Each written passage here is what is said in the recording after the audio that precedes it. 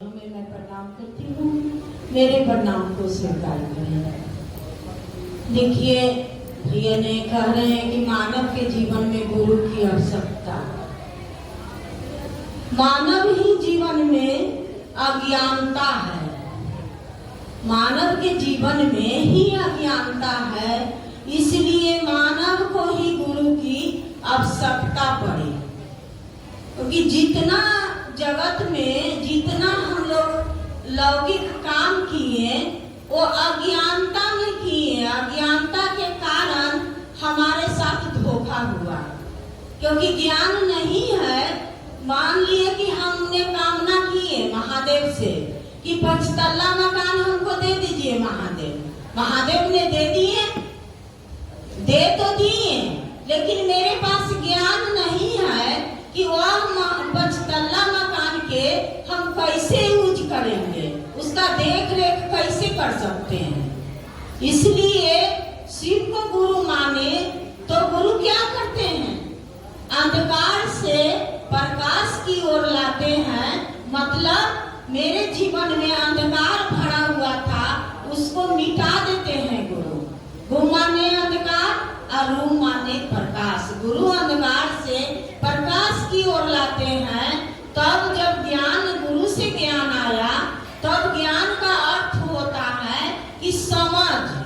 तो वह विषय में, मकान के विषय में हमें समझ आई कि ठीक है 5 तल्ला मकान तो हम बना लिए। मतलब ज्ञान आया कि उसमें 2 मकान को हम किराया में लगा देते हैं, 2 मकान के अपने यूज करते हैं, 1 मकान में दुकान खोल देते हैं। क्योंकि ज्ञान से बढ़ोतरी होगा ना, ज्ञान से ही बढ़ोतरी होगा। ज्ञान नहीं है तो उसमें ताला लगाए हुए हैं, बैठल है। और देखिए, मानव के जीवन में इसलिए गुरु की जरूरत है कि जानवर को तो इतना महादेव की ज्ञान दिए हैं, इतना ज्ञान दिए, वो ईमानदार है, उसको खूंटा से बांध देते हैं। अब कोई जब उसको भूख लगता है तबे वो आवाज देता है कि हमको खाना चाहिए। लेकिन मानव, हम मानव हैं, मेरे अंदर धैर्य नहीं है। क्योंकि सुबह में खा लिए तो दोपहर की चिंता है, दोपहर में खा लिए तो रात की चिंता है। इसलिए जब गुरु जीवन में आए हैं तो आज देखिए, साहब भैया ने 3 सूत्र दिए हमको, आपको, सभी भाई बहन को। तो 3 सूत्र जो दिए, यह त्रिलोक के शक्ति हमको आपको दिए। वह त्रिलोक के शक्ति रावण ने मांगे थे, लेकिन महादेव से मांग तो लिए शक्ति, लेकिन उन्होंने ज्ञान नहीं मांगे थे। लेकिन हम आप अपने महादेव से ज्ञान मांगे हैं, और ज्ञान मांगे हैं तब समझ में आ रहा है। पहले नहीं समझ में आता था, बेमतलब के किसी से टकरार कर लेते थे, बेमतलब के किसी से बात बोल देते थे। लेकिन अब समझ में आ रहा है कि सामने वाला भाई बहन भी हमारे परिवार है, हम लोग शिव परिवार है। यह समझ मेरे अंदर तो नहीं था, ये धैर्य मेरे अंदर नहीं था। लेकिन जैसे ही शिव को गुरु माने तो यह धैर्य मेरे अंदर आ गया और समझ आ गया कि हमको मानव से, मनुष्य से मानव बनना है, और मानव बनने के लिए जीवन में गुरु की आवश्यकता है। तब देखिए दीदी, कमाल के गुरु हैं। और एक बार दीदी की गुरु चर्चा में हम गए, दीदी माँ के गुरु चर्चा में, वहाँ साहब भी बैठे थे और लगभग 50 आदमी वहाँ बैठे हुए थे। और उसी समय चर्चा में बैठे हुए थे, और थोड़ा हमको, मतलब दीदी मेरे देखिए कितना ममतामयी थी वो, मतलब एक पल में हमारे आपको दुखों को चुरा लेती थी, ऐसी माँ थी। और मेरा तो इतना दुर्भाग्य है दीदी कि इसी दिन मेरी वह माँ, शक्ति माँ, ममतामयी माँ मुझसे शरीर में भले ही जुदा हो गई, लेकिन हर एक पल, हर एक क्षण वो मेरे साथ है, आपके साथ है। तब हम लोग चल रही हैं, क्योंकि वह क्या है, शक्ति है। तो उसी समय मुझको खांसी हुआ और और दीदी कह रही है कि तुमको खांसी है, से जाओ घर पर, चर्चा जब विराम होगी घर पर जा करके आप 5 को तुलसी के पत्ता तोड़ करके खौला के तुम पी लेना। और उसके बाद दीदी उसके पहले आधा पेड़ के पत्ता हमने पी गए थे, कुछ फर्क नहीं पड़ा। और उस दिन जब हम आए चर्चा में से तो हम अपना कपड़ा भी नहीं बदले और सोचे कि माँ ऐसा कहीं है तो क्यों कहीं है, कुछ तो इसमें बात होगा, ऐसा अनुभव हुआ। और जा करके मैंने 5 पत्ता तुलसी के तोड़े और उसको खौला करके पी गए। आज तक वो खांसी भागा जो भागते रह गया, ये मेरा अनुभूति है। और सचमुच में मेरे दीदी, और एक बार की बात है कि दीदी 1 कप चाय हमको दी कि पी लीजिए चाय। हम शर्म से दीदी हम चाय, अपना चाय दूसरा को दे दिए कि ला तू पी ला। तो मुझे भैया रजिंदर भैया है ना, देव भैया पटना के, तो वो भैया हमको बोले फिर कल होके गए पटना हड़ताली मोड़, तो भैया कह रहे हैं ना कि निर्मला जी आप करमा भागा हैं। हम कहे कि क्या हम गलती कर दिए कि हम करमा भागा हैं? तो बोले ना कि दीदी आपको चाय दे दी, आप अपना कर्म दूसरा के बांट दी, आपने चाय क्यों नहीं पिया? उस समय हमको लगा दीदी कि देखिए हम कितना बड़ा गलती कर दिए, बहुत बड़ा गलती कर दिए। और दीदी से मन ही मन क्षमा मांगे। वैसी थी मेरे दीदी, चलते चलते वह राह में हर भाई बहन के दुख को चुरा लेते थे। और हर एक कदम आज भी हम लोग रख रहे हैं, वो दीदी की शक्ति है, दीदी माँ की शक्ति है। और साहब भैया जितना हमको आपको जो दिए हैं दीदी, उतना जीवन में कोई नहीं देगा। और उनका साहब की हर एक वाणी हमारे लिए, शिष्य के लिए मंत्र है, गुरु मंत्र है उनका कहा हुआ वाणी। तो इसी बात से हम अपने मन में विचार करते हैं कि मेरे गुरु जितना मुझे सिखाए हैं, जितना कहे हैं उतना ही करते हैं दीदी। अब भाई बहन से बताते हैं प्रतिदिन, जितना हो सके उतना बताते हैं। एक दूसरे को जोड़ना ही हमारा लक्ष्य है, बताना ही। साहब भैया बहुत पहले कहे कि घूंघट के पट खोल। हम लोग क्या करते थे, घूंघट में रहते थे और बंदिश में रहते थे, बेउर जेल में बंद थे। अब बेउर जेल से साहब भैया को अध्यात्म की चाबी मिली तो हमको आपको रिहाई किए ना दीदी, एक हाली तलवा खोल दिए, सब कोई रिहाई हो गए और सब शिव चर्चा करने लगे भाई बहन। जितना जिनको आता है दीदी वो तो सचमुच में साहब भैया कहें कि गुरु की चर्चा ईमानदारी से करिए। और घर का काम भी आपका जिम्मेदारी है, जिम्मेदारी से करते हैं दीदी, तभी अब दिख रहा है भाई बहन में प्रेम। हम सब एक हैं, सिर शिष्य परिवार है, अलग कहीं से कोई नहीं है, सभी भाई बहन एक है। इसी वाणी के साथ आप सभी के चरणों में प्रणाम करते हैं। धन्यवाद दीदी। आइए चर्चा कड़ी को थोड़ा विराम देते हैं और एक भजन के लिए हम अपने गुरु भाई ब्रिजमोहन जी से निवेदन करेंगे कि मंच पर उपस्थित होंगे। और जब तक भैया आते हैं कुछ नामों की घोषणा है जो आज सभी से जगत गुरु शिव को अपना गुरु स्वीकार किए हैं। घोषणा है भाई गौतम भैया, भाई मुकेश भैया आज से अरबी से महागुरु महादेव को अपना गुरु स्वीकार किया है। इसकी सूचना महादेव के समग्र सम्राट को संप्रेषित किया जाता है। कृपया सूचना दर्ज हो। जाग जाग जाग महादेव।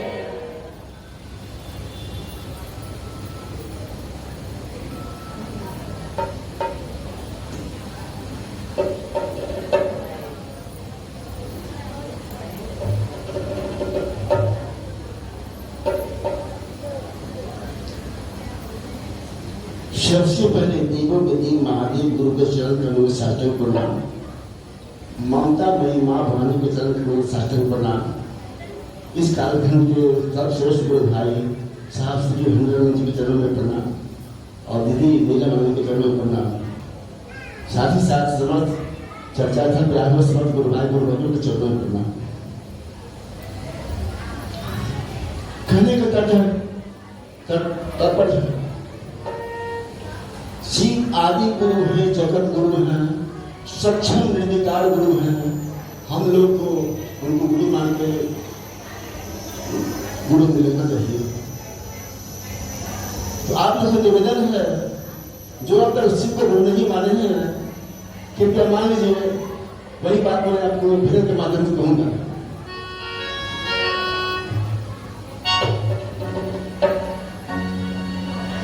आदि गुरु परम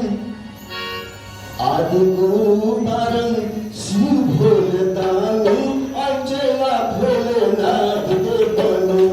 आदि गुरु परम शिव गुरु ज्ञानी अचला भोलेनाथ के बनो।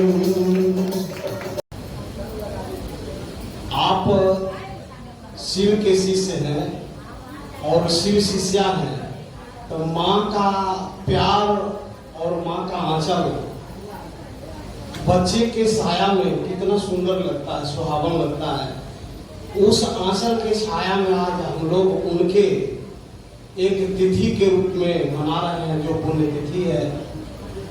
तो वो माँ का प्यार, आप भी एक माँ है, तो आपका प्यार जो है उस बच्चे तक का है, जो बच्चा आपका अपना होता है।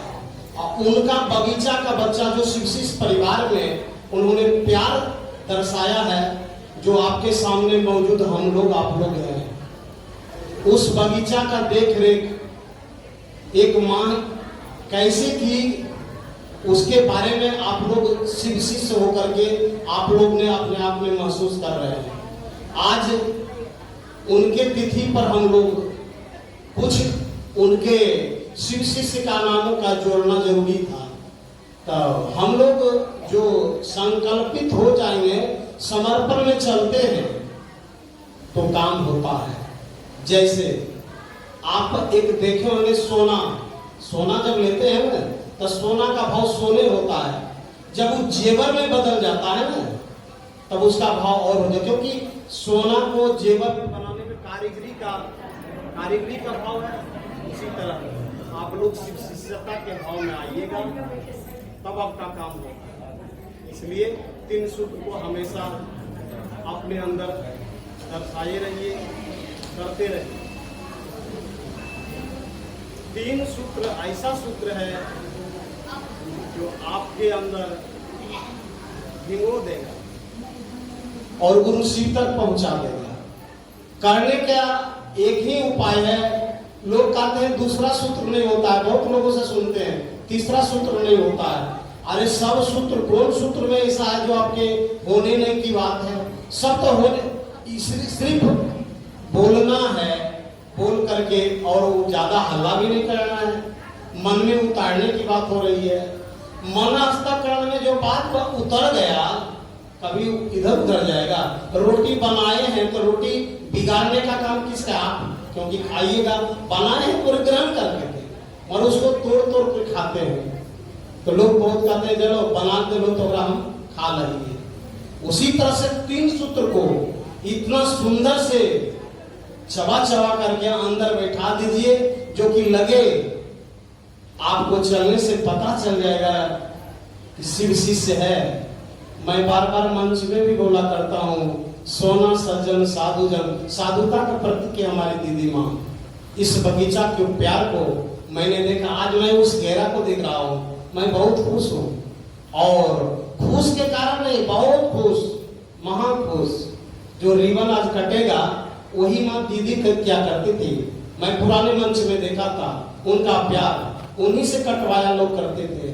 साहब दीदी रहते थे, साहब पीछे रहते थे, दीदी आगे रहती थी, और रिबन कटता था। और तब हम लोग जगह जगह महादेव को उद्घोष करते थे। चाहे कोई स्वागत भजन, गुरु भजन, हर भोला किया करते थे। उस मंच को याद आया, जो घेरा कर देख करके बहुत अच्छा लगा। और प्रोत्साहित लोग होता है, आप लोग के अंदर में भी होना चाहिए। क्योंकि अगेरू बगेरू के साथ में तो है नहीं, जगत गुरु महादेव के साया में है, जिन पर कृपा पर ये माँ जगत जननी जगदम्बा स्वरूप को, तो आपको गुरु स्वरूप से जोड़ा गया है, उस गुरु को तो तहे तहे दिल से नमन करना चाहिए, उस माँ को तो तहे तहे दिल से प्यार करना चाहिए। प्यार शब्द का अर्थ आप जानते हैं, क्योंकि एक माँ है, माँ का क्या प्यार होता है। पिता का प्यार टूटता है, मगर माँ का प्यार कभी बच्चे से नहीं टूटता। उस तरह उस बगीचा का मैं एक शिष्य हूँ, उनके बच्चा हूँ, उनसे दुआएं अदाएं और चिंतन करते रहिए, माँ का प्यार जरूर दर्शेगा।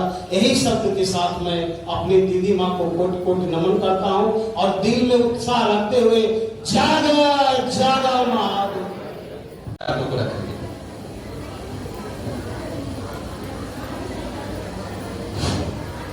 आज हमारी दीदी नीलम आनंद को पुण्यतिथि में हम लोग सभी भाई बहन एक जगह हुए हैं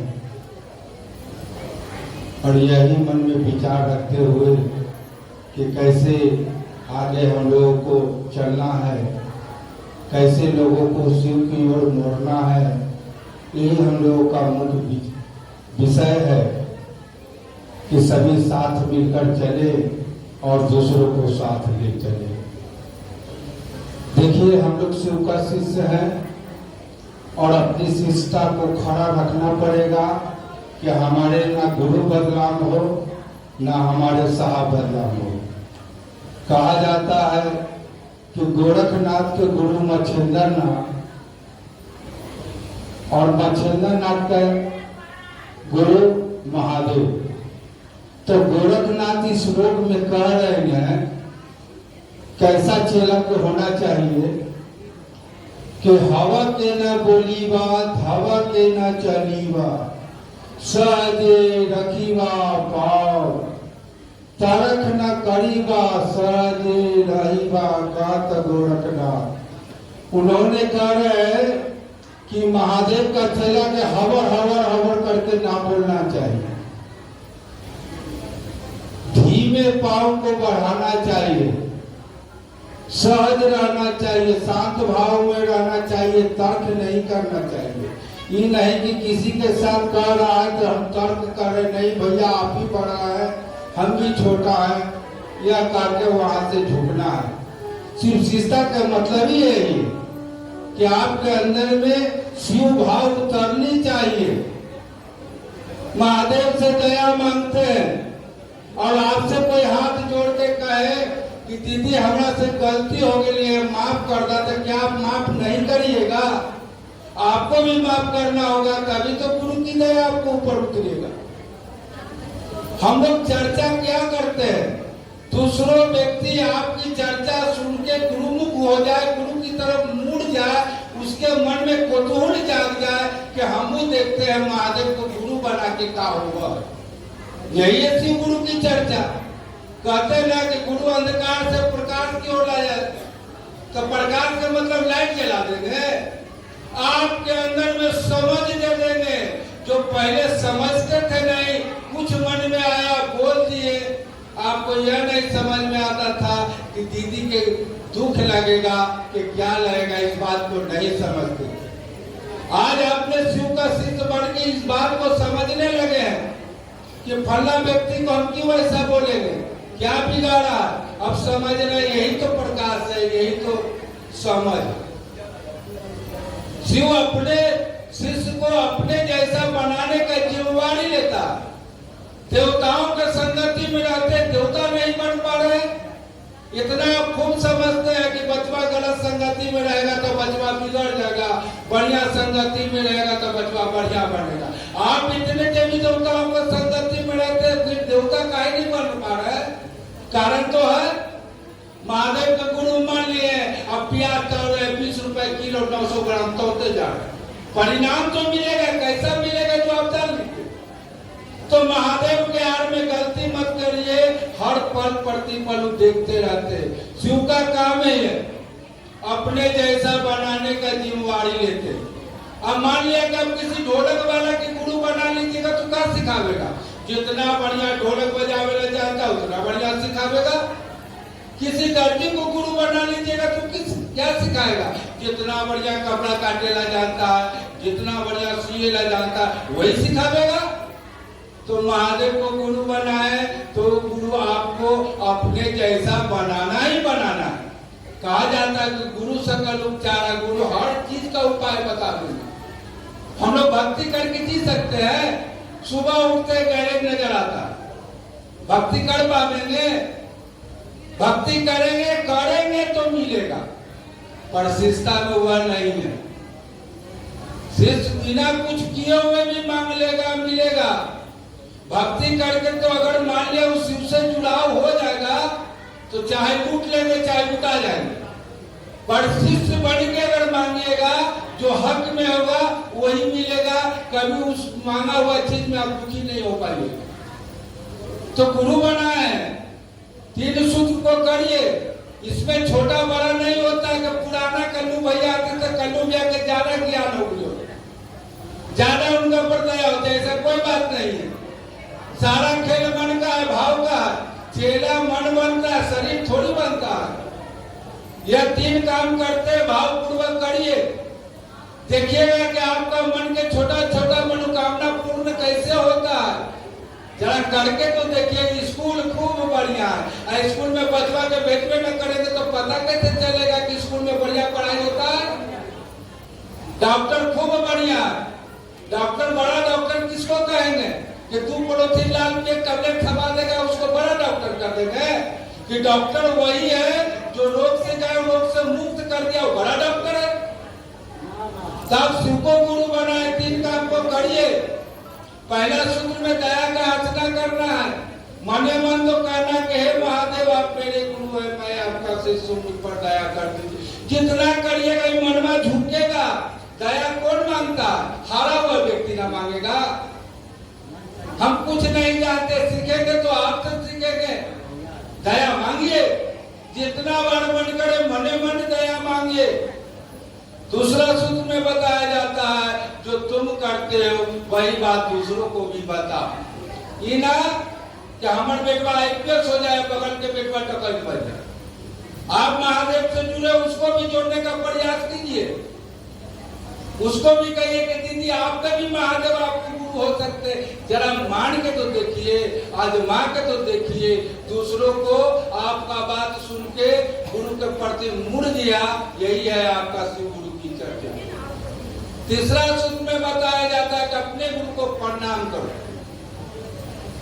मूल बात है गुरु को प्रणाम करना, चाहे वो पुतराज से करते हैं, उसका कोई मायने नहीं है कि आप पुतराज से नहीं करिए। आपका मन पूछता है, संतुष्ट होता है, रुद्राक्ष का माला से करते हैं, करिए।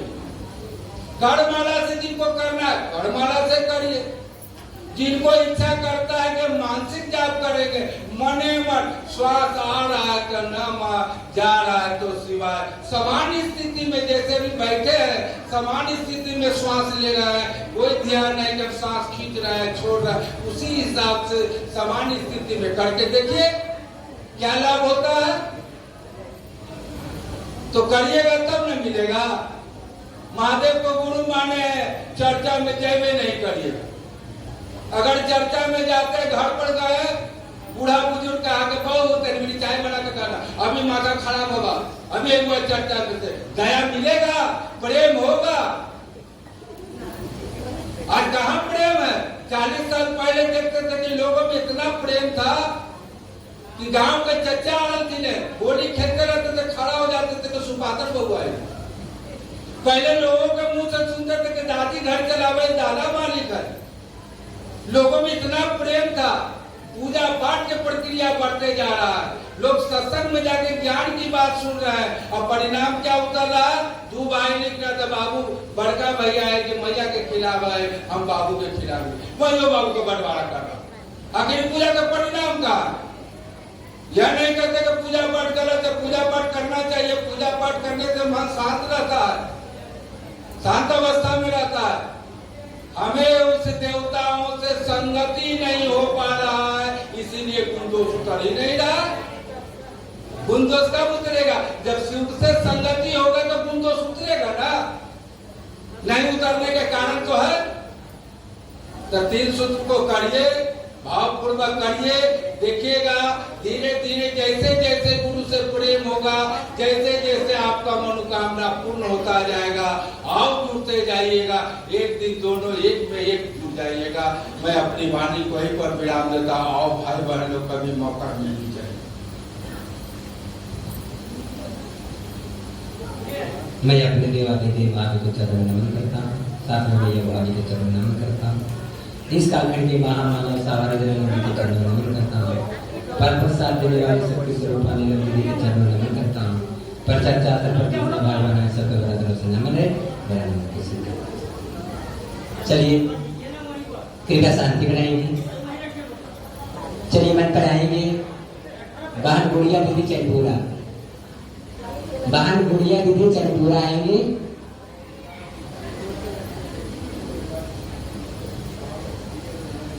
जो मेरी आवाज सुन रहे हैं आएंगे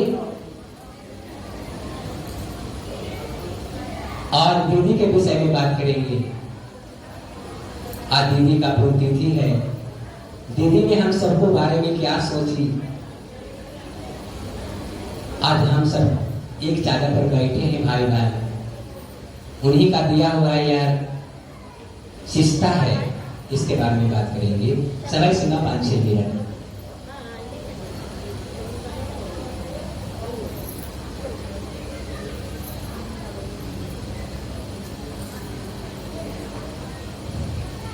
शंभवे गुरुवे नमः। सबसे पहले मैं अपने देवाधिदेव महादेव के चरणों में प्रणाम करती हूँ। माँ भगवती के चरणों में प्रणाम करती हूँ। इस कालखंड के महामानव सहस्री के चरणों में मैं प्रणाम करती हूँ। करुणामयी ममतामयी दीदी नीलमानंद के चरणों में मैं प्रणाम करती हूँ। मेरा प्रणाम को स्वीकार करें। यहाँ उपस्थित न उपस्थित सभी भाई बहनों को मेरा प्रणाम है। मेरा प्रणाम को स्वीकार। देखिए दीदी, आज मेरी आध्यात्मिक माँ दीदी नीलमानंद का पुण्य तिथि है। वही अवसर पे हम सभी भाई बहन एकत्रित होकर के अपनी दीदी माँ की यादें कर रहे हैं। आज ही के दिन मेरी दीदी माँ शरीर को छोड़ी थी। दीदी तो क्या कहें भैया, दीदी बहुत स्वभाव से करुणामयी ममतामयी इतनी थी, उनका बखान हम नहीं कर सकते हैं। हम उनसे मिलते थे, आज उनके नाम पे हम सबको आंसू आ जाता है कि एक आध्यात्मिक माँ जो हम सबको ये रास्ते, ऐसा रास्ता बताई जो कि आज तक किसी ने नहीं बताई। मेरे दादा परदादा भी इस रास्ते को नहीं अपनाए थे। वो भी महादेव को पूजा करते थे, लेकिन गुरु नहीं जानते थे कि गुरु है। जो कि आज साहब और साहब दीदी के द्वारा हम सबको ये सुनहरा अवसर मिला है कि जिनको भगवान मान के पूछते थे, आज उनको हम गुरु बना लिए हैं, गुरु मान लिए हैं। और गुरु मानने में नहीं कोई खान पान का परहेज है, नहीं कोई पहनावा ओढ़ावा का परहेज है, नहीं जाति और धर्म का परहेज है। बस 3 सूत्र के माध्यम से वही शिव से रिश्ता जोड़ना है जो शिव के हम सब पूजा करते थे। और दीदी माँ तो उनसे हम मिले, उनसे बातें करें, हमको तो बहुत अच्छा लगता था। जब हम जाते थे यहाँ हड़ताली मोड़ दीदी से मिलने, साहब से मिलने, तो हम अपनी अनुभूति बता रहे हैं कि हम उस समय ये नहीं जानते थे कि मेरे साहब का मतलब इतना लोग गुरु, आज साहब अकेले होकर के इतना लोगों को जोड़ दिए, अध्यात्म के रास्ते पर शिव से रिश्ता जुड़वा दिए गुरु के रूप में। ये हम नहीं जानते थे कि इतना लोग जुड़ जाएंगे। हम जानते थे, साहब से भी मिलते थे, दीदी से भी मिलते थे, आपस में बात होता था। दीदी के लवली दीदी की शादी था, उस समय भी हम गए। दीदी माँ से बोले, मेरा मायके कोलवर है। दीदी माँ से हम बोले कि दीदी हम सब कोलवर से आए हैं, जहाँ बर्तन के कारखाना है मेरे मायके में। दीदी माँ अपना तिलक में चढ़ा हुआ कटोरा हमको दी, जो उनका साहब को तिलक में चढ़ा था कटोरा, वो कटोरा हमको दी कि आप इसको साफ करवा के लेकर के आइए। और हम सब साफ करके दिए। वही लवली दीदी के तिलक पे फिर चढ़ा, गए साफ करा करके लेकर के। दीदी बहुत खुश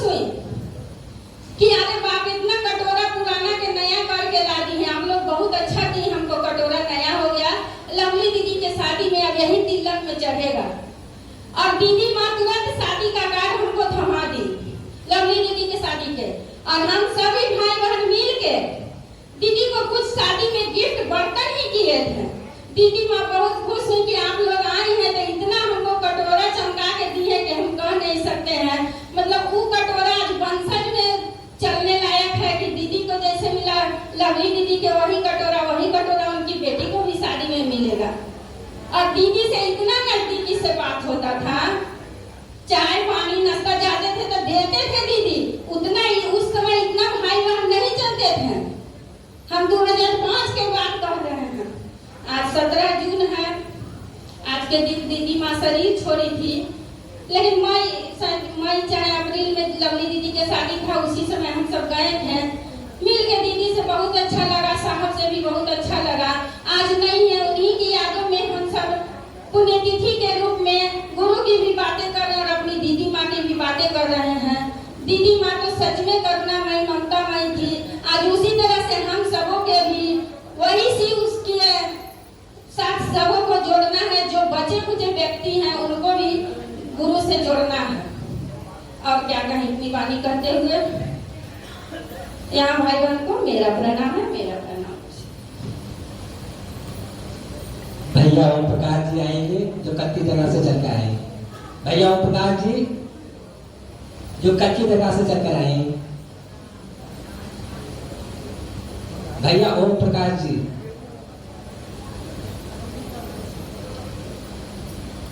जिनके बाद भजन लेकर आएंगे भैया राजकुमार जी जो फतुहा से चलकर आए, इनके बाद वह तैयार रहेंगे।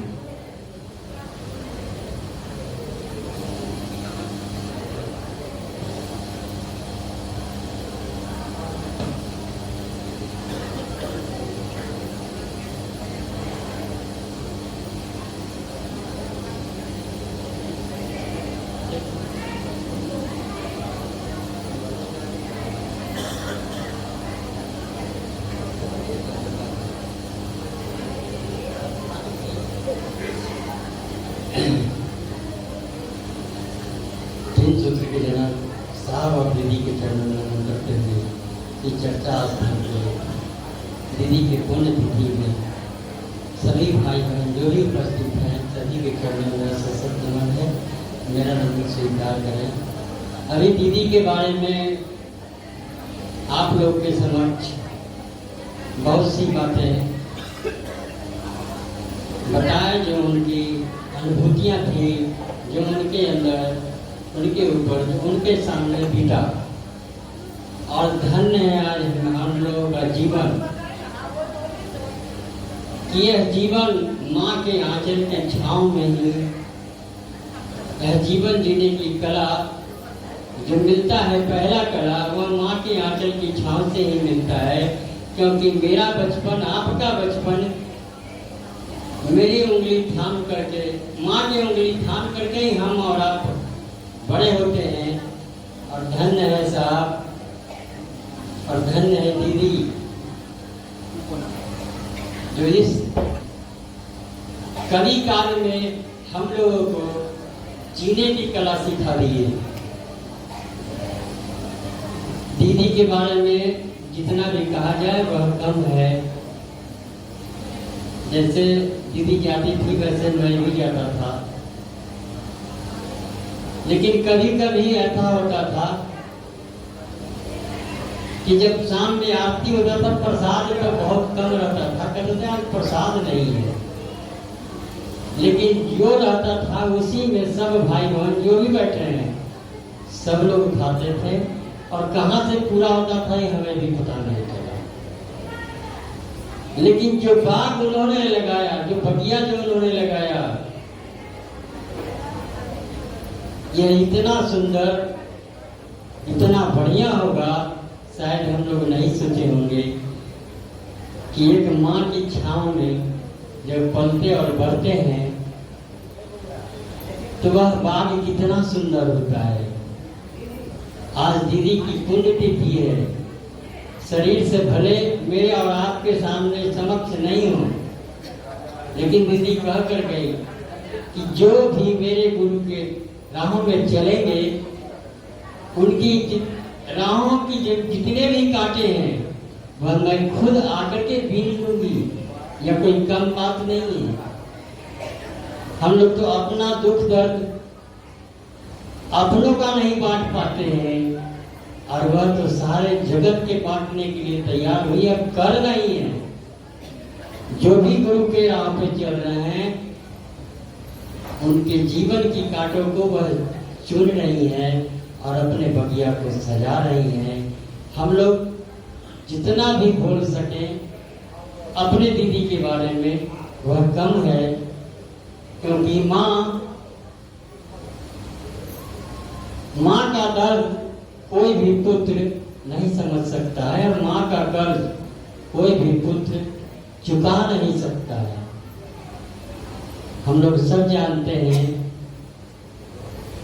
कि माँ अपने गीले कपड़े में सो जाती है और पुत्र को सूखे में सुलाती है।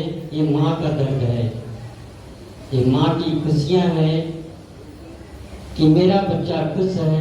उसी में उनकी खुशियां बहुत ही प्रज्वलित होती है, बहुत तेज से चलती है। जरा सा हमें कुछ तकलीफ होता है तो माँ को तुरंत पता चल जाता है कि मेरे बच्चे को तकलीफ है।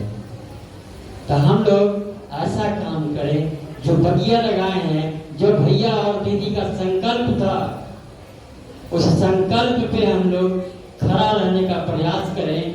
जो दीदी और भैया का संकल्प था वही मेरा संकल्प और आपका संकल्प हो। आज से इसी क्षण से संकल्प ले कि जो दीदी और भैया का संकल्प था कि एक एक जगत के एक एक आदमी के दिलों में उस शिव की ज्योत को जला दूंगा। तो हम लोग प्रयास करें कि अपने जीवन में जो दीदी संकल्प लिए है उस पर खड़ा रहें, और जहां तक हो सके उस ज्योति को जलाने का प्रयास करें। यानी शिव की जागृति हर इंसानों में घुसाने का प्रयास करें। इतना ही करते हुए सभी भाई बहन के चरणों में मेरा सशक्त नमन है। मेरा नाम स्वीकार करें।